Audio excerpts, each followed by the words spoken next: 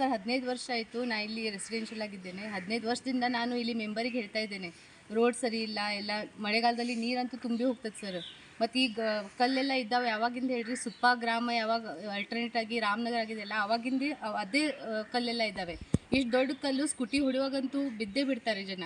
ಮತ್ತು ಈ ಕಡೆ ಒಡನಾಟನೂ ಹೆಚ್ಚಿದೆ ಜನರದು. ನಾ 2-3 ಸಲ ಬಿದ್ದು ನನ್ನ ಫ್ರ್ಯಾಕ್ಚರು ಆಗಿದೆ ಸರ್.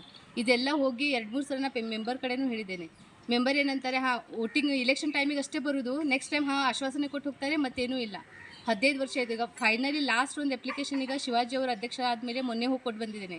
ಶಿವಾಜಿ ಅವರು ಹೇಳಿದ್ದಾರೆ ಮಾಡಿಕೊಡ್ತೀನಿ ಅಂತೇಳಿ. ಲಾಸ್ಟ್ ಒಂದು ಚಾನ್ಸ್ ನೋಡ್ತೇವೆ, ಅಂದರೆ ಅವ್ರು ಮಾಡಿದರೆ ಅಷ್ಟೇ, ಇಲ್ಲಾಂದರೆ ಮತ್ತೆ ನಾವು DC ಕಡೆಗೆ ಹೋಗ್ಬೇಕಾಗ್ತದೆ ಸರ್. ಈಗ ಯಾಕಂದರೆ ಎಲ್ಲ ಊರಲ್ಲಿ ಎಲ್ಲ ಕಡೆನೂ ರೋಡ್ ಇದೆ ಸರ್. ನಮ್ಮ ಈ ಓಣಿ ಒಂದಷ್ಟೇ ರೋಡ್ ಇಲ್ಲ, ಮತ್ತು ಈ ಕಡೆಯಿಂದ ಸ್ಟ್ರೇಟಲ್ಲಿ ಗಣಪತಿ ದೇವಸ್ಥಾನ ಕಡೆ ಒಂದು ಸ್ಟ್ರೇಟ್ ರೋಡ್ ಹೋಗ್ತದೆ ಸರ್.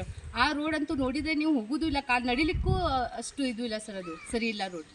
ಈ ಥರ ಯಾಕೆ ಆಗ್ತಾಯಿದೆ ಅಂದರೆ ನಮ್ಮ ಓಣಿಯಲ್ಲಿ ಮೆಂಬರ್ ಇದ್ದಾರೋ ಇಲ್ಲ, ಅದು ನಮ್ಮ ಯಾರು ಮೆಂಬರ್ ಅಂತಲೂ ನಮ್ಗೆ ಗೊತ್ತಿಲ್ಲ ಸರ್.